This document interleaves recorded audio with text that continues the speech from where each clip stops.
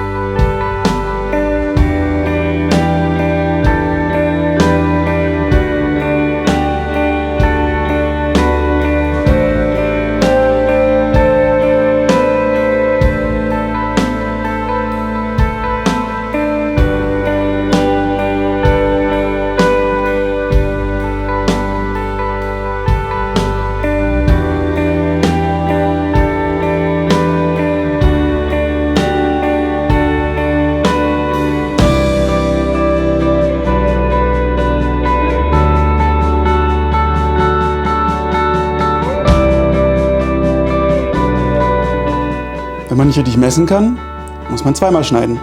Ist halt so. Das ist jetzt übrigens das Brett für die Einlage unten, wo vorher keins drin war.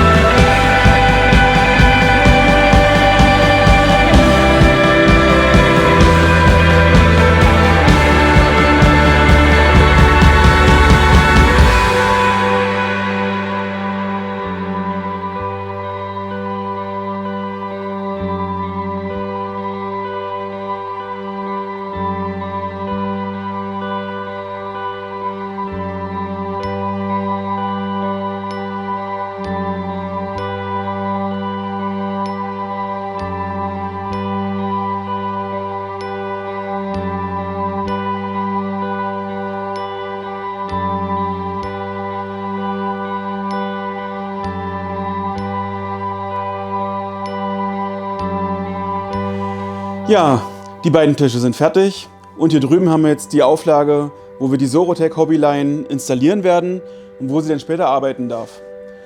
Die Teile sind bereits alle ausgepackt, also im nächsten Teil kann es losgehen und wir können die Maschine zusammenbauen. Ich bin gespannt. Hier gibt es noch ein Video zum Thema Hockerbau und hier könnt ihr mich abonnieren. Das Ganze ist kostenfrei. Lasst mir einen Kommentar da, ich freue mich drüber und bis zum nächsten Mal. Ciao!